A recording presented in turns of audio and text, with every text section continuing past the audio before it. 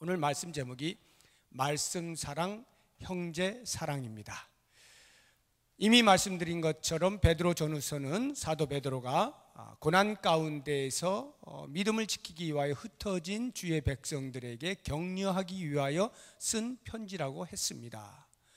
격려하는 데에 하나님의 말씀을 사랑하십시오, 하나님의 백성들, 형제들을 사랑하십시오 라고 하는 것이 어떠한 차원에서 격려가 될 수 있는가 하는 것을 함께 생각해 봤으면 좋겠습니다. 우선 말씀 사랑 부분을 우리가 생각했는데, 왜 말씀을 사랑해야 하는가? 왜 말씀을 사랑하는가? 이유는 한 가지입니다. 그 말씀이 나를 거듭나게 해 주었기 때문입니다. 말씀이 나를 살려 주었기 때문에, 말씀이 나를 구원하여 주었기 때문이 그 목적이. 23절 보십시오. 23절, 너희가 거듭난 것은, 이 구원을 받은 것은 이 말이죠. 거듭난 것은 썩어질 씨로 된 것이 아니요 썩지 아니할 씨로 된 것이니 살아있고 항상 있는 하나님의 말씀으로 되었느니라. 그 베드로전서 바로 앞에가 야고보서입니다. 야고보서 1장 한번 찾아보십시오. 어디를 찾을 때는 항상 본문의 말씀은 손으로 이렇게 잡으시고 이렇게 넘겨서 다시 원위치 이렇게 하셔야 됩니다. 야고보서 1장 18절 한번 보시기 바랍니다. 자, 같이 한번 읽어보겠습니다. 그가 그 피조물 중에 우리로 한 첫 열매가 되게 하시려고 자기의 뜻을 따라 진리의 말씀으로, 하나님께서 당신의 뜻을 따라서 하나님의 말씀으로 우리를 낳으셨다. 낳으셨다는 게 뭐예요? 구원해 주셨다. 하나님의 새로운 백성 되게 해 주셨다. 무엇으로요? 하나님의 말씀으로. 왜 우리가 하나님의 말씀을 사랑하는가? 나를 구원하여 주신 것이기 때문에 그 말씀을 사랑하는 것이죠. 내가 거듭나게 된 그 근원이 하나님의 말씀이 있다는 거예요. 그렇다고 하면 여러분, 거듭났다고 하는 것이 어떻게 도대체 우리가 거듭났다는 말인가? 거듭났다는 게 무슨 말이냐? 이거를 생각해 볼 때 이 하나님의 말씀의 특성과 비교를 해보면 금방 나타납니다. 하나님의 말씀의 특성을 지금 설명을 이제 해주고 있거든요. 23절에 그 말씀의 특성을 우리의 거듭남에 이렇게 비추어 보면, 아, 이게 거듭남이라는 것이로구나, 이게 구원받았다는 뜻이구나 하는 것을 금방 알게 돼요. 자, 하나님의 말씀의 특성 23절 다시 보시면, 뒤에 보시면 살아있고 항상 있는 하나님의 말씀 이렇게 나오죠. 하나님의 말씀이 특성이 첫째 뭐다? 살아있는 것이다 이 말입니다. 살아있는 것. 히브리서 4장 12절의 말씀을 보면 하나님의 말씀은 살아있고 활력이 있어 좌우에 나서는 어떤 검보다 예리하여 우리의 혼과 영과 및 관절과 골수를 찔러 쪼개기까지 하며, 이렇게 나오지 않습니까? 하나님의 말씀은 살아있습니다. 그러면 하나님의 말씀이 살아있다는 말의 뜻은 또 무엇이냐? 그것은 첫째, 하나님의 말씀 자체가 생명을 보유하고 있다는 거예요. 하나님의 말씀 자체가 생명입니다. 생명을 함유하고 있어요. 생명 그 자체예요, 하나님의 말씀이. 그래서 그 다음 단계로 그 생명된 하나님의 말씀이 어딘가에 붙으면 그 붙어 있는 것이 살아나요. 비록 그 붙은 것이 죽은 것이라 할지라도 하나님의 그 생명이, 말씀이 붙으면 그 죽은 게 살아난단 말입니다. 거듭남이라고 하는 것이 바로 이와 같은 거예요. 우리가 거듭났다, 구원받았다는 게 무슨 뜻이냐? 새로 태어났다, 살아있다 이 말이에요. 원래 우리는 죄로 죽은 자들 아닙니까? 죄와 허물로 죽은 우리를 이렇게 나오잖아요. 우리는 죄 때문에 죽은 자들이에요. 죽은 자들인데 생명인 하나님의 말씀이 우리에게 다가왔을 때에, 그 말씀을 우리가 받아들이게 되었을 때 죽었던 우리가 살아났다 이 말이에요. 이게 거듭남의 특성이에요. 구원받았다는 게 뭐냐? 내가 뭐가 구원받았다는 건가? 그래서 내가 어떻다는 거예요? 생명을 얻었다 이거예요. 생명을 얻었다, 살아났다. 죽은 자 가운데에서 살아난, 이것은 무엇으로 비견할 수가 있겠고 무엇으로 바꿀 수가 있겠어요? 그 가치를. 가장 놀라운 것이죠. 거듭남이라는 것이 바로 이런 뜻이다 라고 하는 것입니다.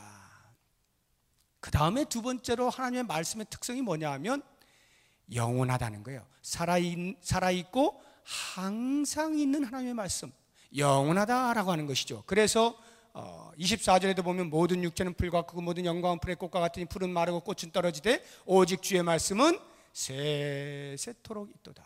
주의 말씀은 영원하다라고 말씀을 하고 있는 것입니다.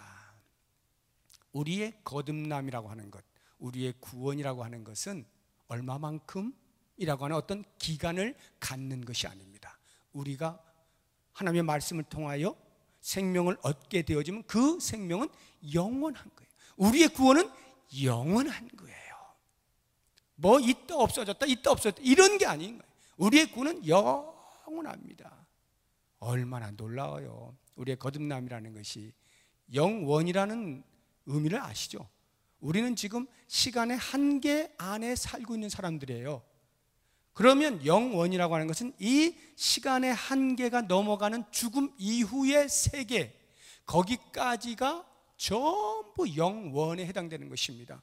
그러므로 우리의 구원이란 이 땅에 사는 동안 뭐 어떻게 좀 더 나은 생활, 좀 더 고상한 생활 이런 것을 의미하는 것이 아니라 사후에 있을 이 짧은 인생에 비한 영원한 그 시간 속에서 우리는 계속하여 구원받은 자로 존재하게 된다라고 하는 것입니다. 이게 거듭남이라는 거예요.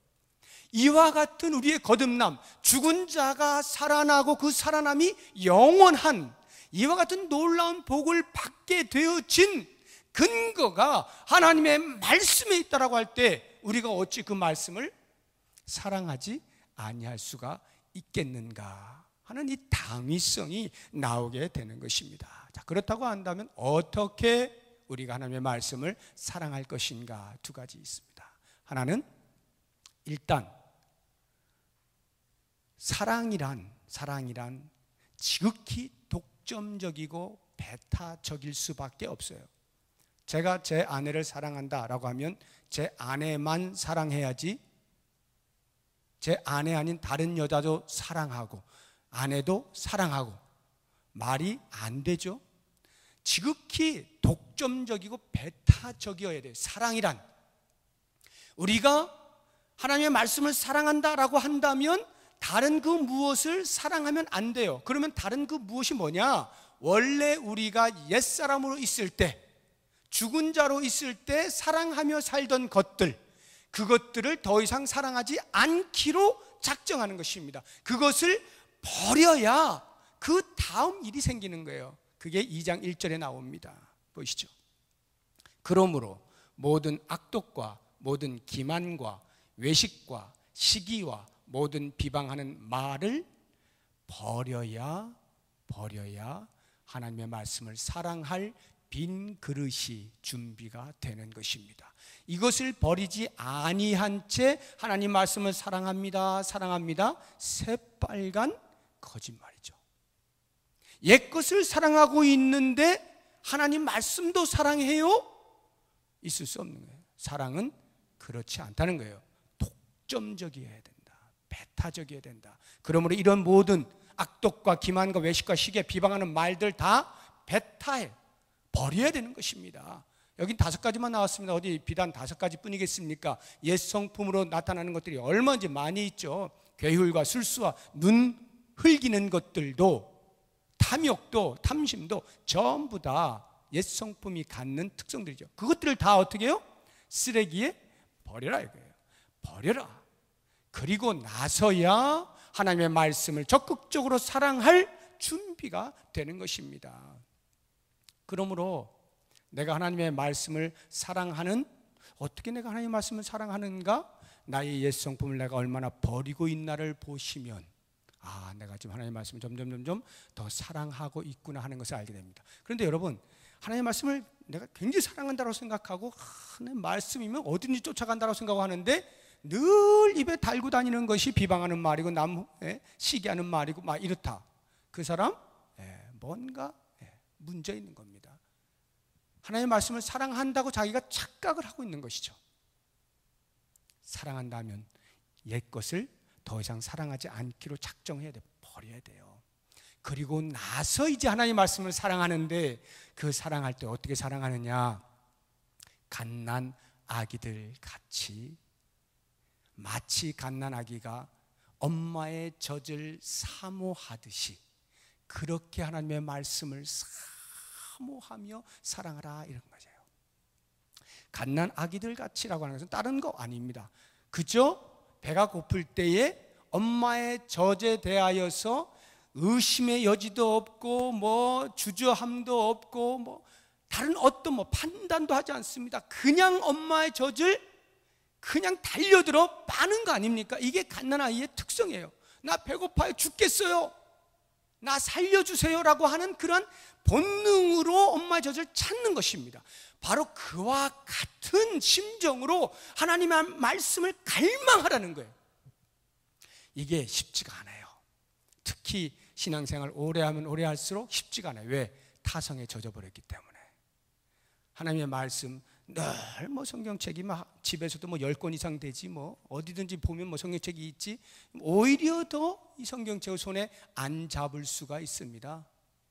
하나님의 말씀이 무엇을 말하고 있는가, 이것이 나에게 내 영의 양식이 된다는 것에 대한 인식을 잘 하지 못한 채 사모하는 마음 별로 없이 그렇게 예배할 때에도 나와서 그냥 있다가 가는 그러한 일들이 빈번한 거예요. 그런데 여러분, 정말 이 하나님의 말씀이 나를 살렸고 이 구원의 은혜가 영원하다라고 하는 것을 경험하게 될 때에 내가 하나님의 말씀을 사모한다라고 하는 것은 이 아이가 엄마의 젖을 찾는 것 같은 그 갈증으로 나와 찾을 때에 얼마나 힘이 있게, 배고픈 아이가 얼마나 엄마 젖을 힘차게 빨겠어요. 그런 것처럼 말씀을 그냥 쑥쑥 이렇게 받아 먹는 것입니다.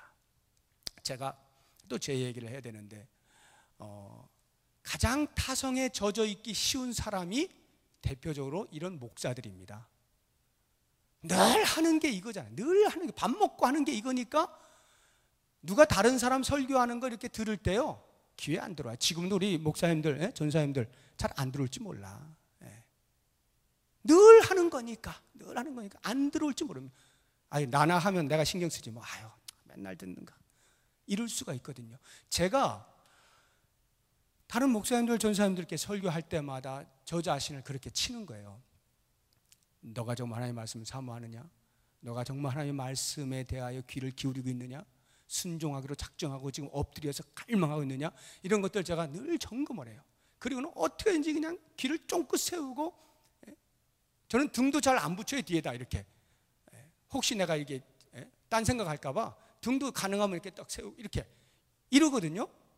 이거는 저 스스로를 어떻게든지 이 말씀의 갈급함 속으로 데리고 가려고 하는 이 몸부림입니다. 오래된 사람일수록 더욱 이런 몸부림을 심하게 해야 돼요. 지금도 여러분, 말씀을 사모하는 사람은 눈이요 초롱초롱합니다. 근데 그렇지 않은 사람은요 다 풀렸어요. 풀려가지고요, 물론 저는요 예배당에 나와서 제가 졸더라도 나오라고 얘기를 해요. 왜냐? 그렇게 졸다가 한마디 들을 수도 있잖아. 어쩌다 하나 들을 수도 있어요. 그러나 그 사람은 굉장히 더뎌요. 더딥니다.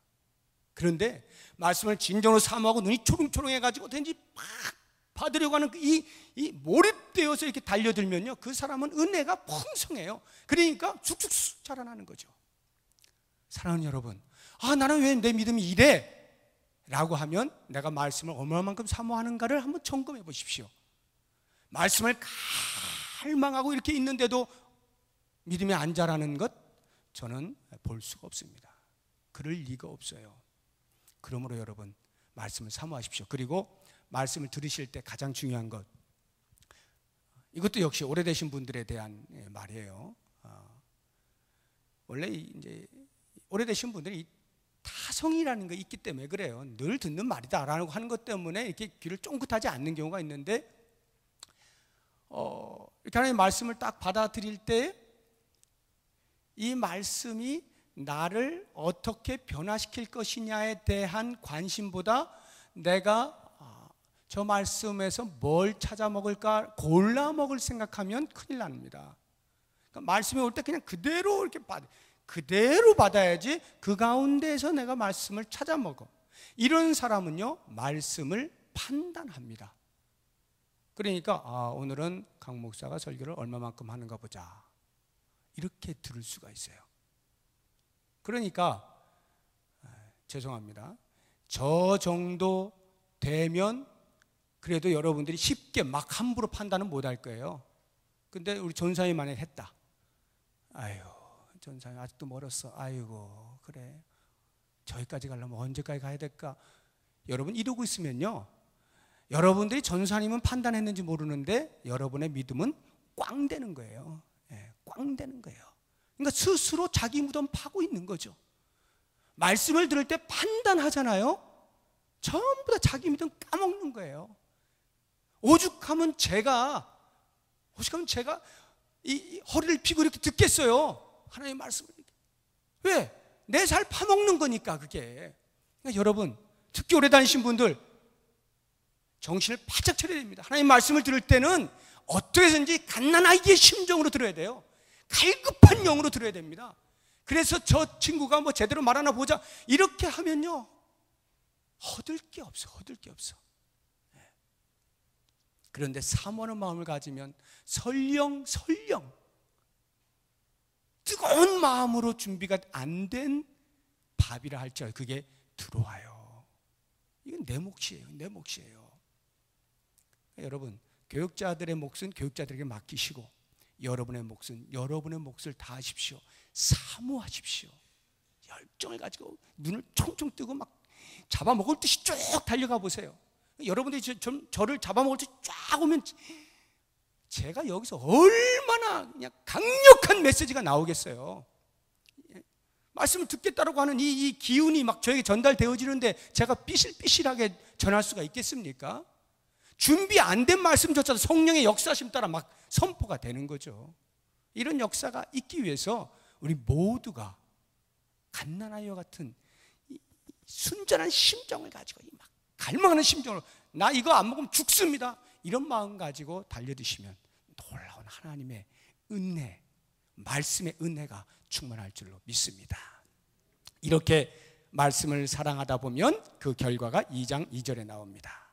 제일 뒷부분에 이는 그로 말미암아 너희로 구원에 이르도록 자라게 하려 함이라. 이렇게 말씀을 사모하면 구원에 이르도록 자라게 해준대요. 누가요?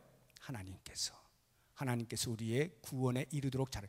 구원에 이르도록이라는 말이 무슨 말이냐 하면 구원을 받도록 이런 말이 아니고 받은 구원이 온전해지도록 이런 말이에요. 받은 구원이 온전해지도록 점점 자라나게 해주겠다. 다시 말하면 하나님의 말씀이 곧 우리의 믿음을 자라나게 해준다, 이런 말이에요.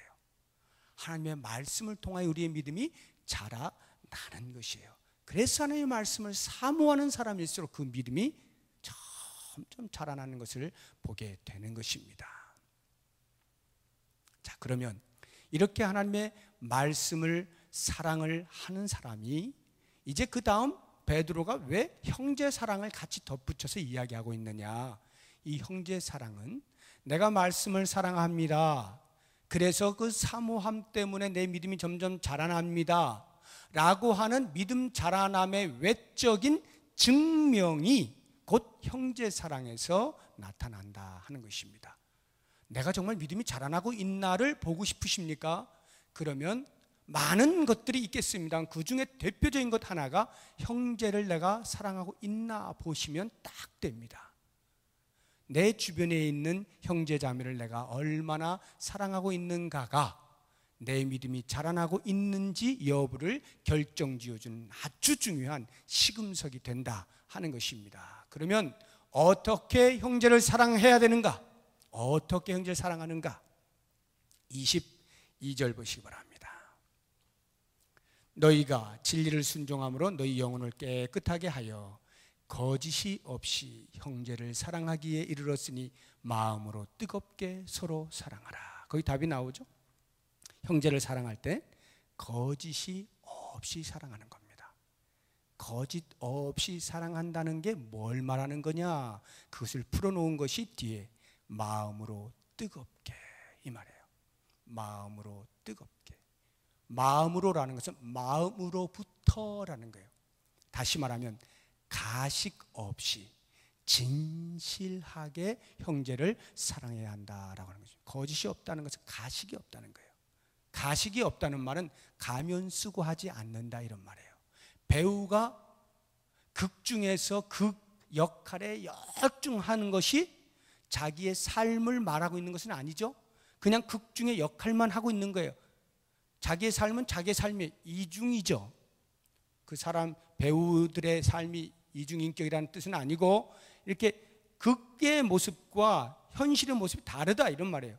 이것을 우리가 가식이라고 할 때에 이런 가식 없이 가면 쓰는 것 없이 연기하지 아니하고 마음으로부터 이 말의 의미는 사랑의 진정성을 의미하는 것입니다. 얼마만큼의 사랑의 진정성을 가지고 내가 형제를 사랑하느냐라고 할 때 마음으로부터 가식되게 위선되게 그렇게 하지 아니하고 라고 하는 것입니다. 고린도후서 6장 한번 찾아보시기 바랍니다. 고린도후서 6장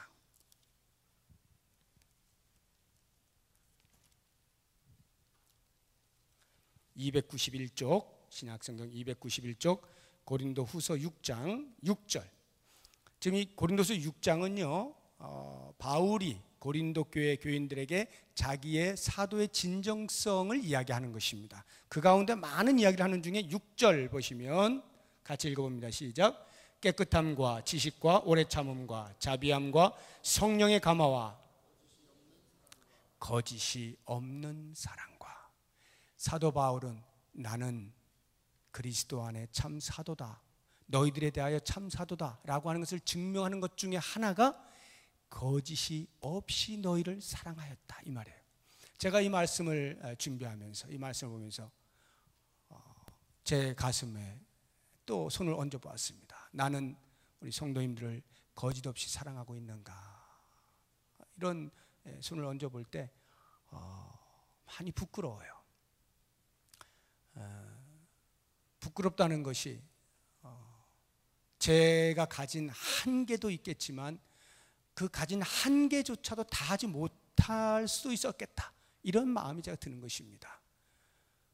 내가 내 한계 때문에 어쩔 수 없는 것이 어쩔 수 없겠지만 그 한계까지도 해보지 않은 그 정도의 이렇게 표면적인 사랑을 하고 있지는 않나, 이런 생각에 저를 많이 돌아보았습니다. 정말로 사도 바울처럼 그 고린도 교인들을 향하여서 온 몸과 마음을 다 쏟아낸 그러한 사랑이 과연 내 속에 있는가? 내가 여러분들을 바라볼 때 여러분들을 향하여 내가 그와 같은 가식이 없는 진실한 마음으로부터 우러나오는 사랑이 있는가? 이 부분을 제가 돌아보면서 회개도 하고 또 다짐도 해보고 이러면서 나왔는데, 여러분, 내가 정말 믿음이 잘한 사람입니까? 나는 믿음이 점점 잘하고 있습니까? 내가 내 주변의 형제 자매에 대하여 어떻게 대하는가를 보시면서 나의 믿음이 얼마만큼 잘하고 있는가를 살펴보시기 바랍니다. 정말 마음으로부터 변함없이 진실되게 이보에 발린 소리가 아닌 정말로 사랑하는 그 진정성을 갖게 되면 그 사람은 많이 성숙한 사람이에요. 두 번째로 뜨겁게 이렇게 나와있죠. 마음으로부터 뜨겁게 사랑하라는 거예요. 이 뜨겁게라고 하는 것은 사랑의 강도를 말하는 것입니다. 다시 말하면 그냥 밋밋하게 적당하게가 아니라 이런 표현이 더 좋을 거예요. 격렬하게 사랑하네. 격렬하게 최고도로, 이런 말, 최고도로 격렬하게 사랑하라는 거예요. 이런 사랑은 소위 우리가 말하는 첫사랑을 해본 사람은 금방 무슨 말인지 알 거예요. 첫사랑 할 때 누가 뭐 그렇게 사랑해야 되는 거야 이래서 뭐 그렇게 한 사람이 어디 있어요. 그냥 자기도 모르면서 그냥 빨리 들어가잖아요. 격렬한 사랑을 하지 않습니까? 그러한 어떤 그 온몸을 던지는 그런 사랑이 뜨겁게라고 하는 것입니다. 형제를 어떻게 사랑하는가? 몸을 던져라. 그래서 요한일서 3장 18절에 보면은 자녀들아 말과 혀로만 사랑하지 말고 행함과 진실함을 하자 이렇게 나오지 않습니까? 근데 그 앞에 있는 말씀이 더 중요해요. 우리 요한일서 3장 한번 찾아보겠습니다.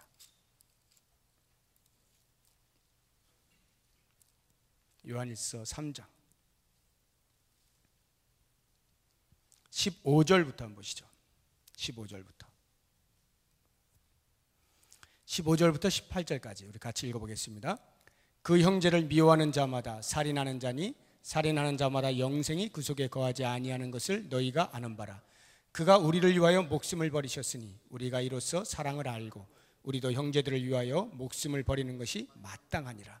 누가 이 세상의 재물을 가지고 형제의 궁핍함을 보고도 도와줄 마음을 닫으면 하나님의 사랑이 어찌 그 속에 거하겠느냐.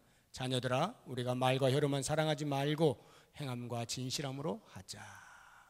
주님께서 우리를 위하여 목숨을 버리신 그 사랑을 깨달았다면 그 사랑에 힘입어 우리도 형제를 그렇게 사랑하는 것이 마땅하다. 주님이 나를 위하여 목숨을 버리신 강도만큼이나 내 형제를 그렇게 사랑하는 것이 마땅하다고 가르치고 있는 것입니다. 이것이 내 형제 사랑의 정도입니다. 마지막으로 한 가지를 말씀드린다면 이와 같은 사랑이 공동체 안에서 누가 할 것이냐? 물론 제가 여러분들을 향하여 당연히 해야 됩니다. 우리 장로님들이 성도님들에 대하여 그렇게 사랑해야 합니다. 그러나 조금만 더 한 걸음 나아가면 우리 모두가 서로에 대하여 그렇게 사랑해야 합니다. 그래서 마음으로 뜨겁게 어떻게 사랑하라고요? 서로 사랑하라 이렇게 나오잖아요. 마음으로 뜨겁게 서로 사랑하라. 그러니까 여러분 서로 사랑하십시오. 서로 사랑하시는데 나는 이만큼 사랑하는데 저 사람은 말이야 요만큼밖에 나한테 보여주지 않고 정말 섭섭해 하면 그 사랑 다 꽝됩니다. 어떤 목사님이 그래요. 우리 교회에서 제일 사라져야 할 마귀 섭섭마귀다 이러더라고요. 성도들이 섭섭해서 다 떠나. 그냥 섭섭해서 눈물 흘리고 섭섭해서 삐지고 섭섭해서 뭐 온통 섭섭한 거예요. 나는 이만큼 하는데 쟤는 왜 저만큼 해? 나는 이만큼 하는데 왜 사람들이 몰라줘? 이 섭섭한 거예요. 그런데 여러분 사랑할 때 서로 사랑한다라고 하는 여기에서 전제되어지는 것은 내가 온 마음을 다하여서 뜨겁게 사랑하는 거예요. 내가. 그러면 여기 있는 사람도 내가 이렇게 되면서 서로 사랑하는 거예요. 그러니까 그 서로 사랑하는 데 있어서 저울질 하지 마세요. 내 몫만 하면 되는 거예요. 내 몫만. 저울질을 하면은 섭섭해져요, 자꾸. 내가 누군가에게 섭섭해지면 사랑의 정도의 차이 때문에 섭섭해지면 거꾸로도 아셔야 돼. 누군가 나보다 나를 더 사랑하는 사람이 생기면 그 사람은 나 때문에 섭섭할 거 아니에요. 그러니까 이렇게 어떤 견주어서 하지 마시고 내 몫을 하는 게 서로 사랑하는데 그렇지 서로지 나에게 사랑하라 하시는구나 하고는 내 말씀으로 알고 사랑하는 일에 마음으로부터 뜨겁게 사랑을 하다 보면 피차 그렇게 사랑하게 되면서 공동체가 건강하게 되는 거예요. 데살로니가전서 3장만 찾아보고 마치겠습니다. 3장 데살로니가전서 3장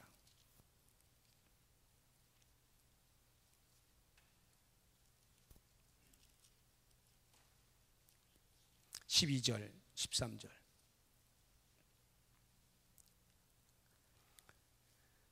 12절 13절 같이 읽어봅니다. 또 주께서 우리가 너희를 사랑함과 같이 너희도 피차간과 모든 사람에 대한 사랑이 더욱 많아 넘치게 하사 너희 마음을 굳건하게 하시고 우리 주 예수께서 그의 모든 성도와 함께 강림하실 때에 하나님 우리 아버지 앞에서 거룩함에 흠이 없게 하시기를 원하노라.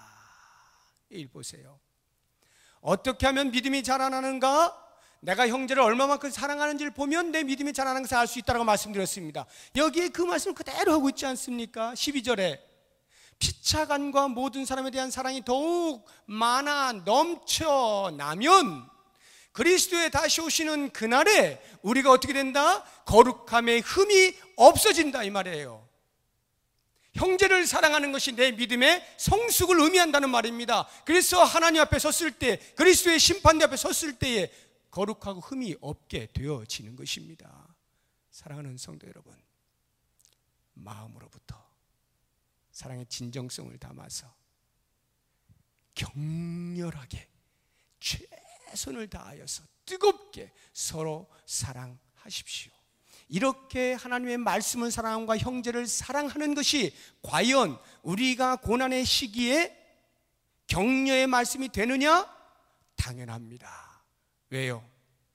하나님의 말씀은 곧 나의 정체성을 확증해 주는 것이기 때문에 그 말씀을 사랑함을 통하여 내가 하나님의 자녀지, 내가 이런 사람이지, 당연히 내가 이 정도 고난쯤이야 뚫고 나아갈 사람이로구나 하는 것을 알게 되어지는 것뿐만 아니라 형제를 사랑하는 것을 통하여 내 믿음이 점점 자라나 견고하게 되니까 당연히 주어지는 고난들을 이겨낼 수가 있는 것이고, 나 혼자 버티고 서 있는 것이 아니라 내 형제들이 같이 그 고난에 맞서서 싸우고 있는 것을 보게 될 때에 얼마든지 견뎌낼 수가 있게 되는 것이죠. 그러므로 우리가 세상이 지금 너무 어렵다, 믿음 생활이 어렵다, 너무나 경제가 어렵다 라고 하는 이런 어려운 시기일수록 우리가 더욱더 하나님의 말씀을 사모하고 가까이하고 사랑하고 뿐만 아니라 우리의 주변에 있는 내 형제 자매들을 더욱 뜨겁게 사랑하면서 우리에게 주어진 이러한 환경들을 무시하고 넘어서고 그 이후에 그 너머에 있는 하나님의 우리를 향하신 복 앞에, 은혜 앞에 마음껏 젖어들 수 있는 우리의 복된 삶이 되시기를 주의 이름으로 축복합니다. 기도하겠습니다.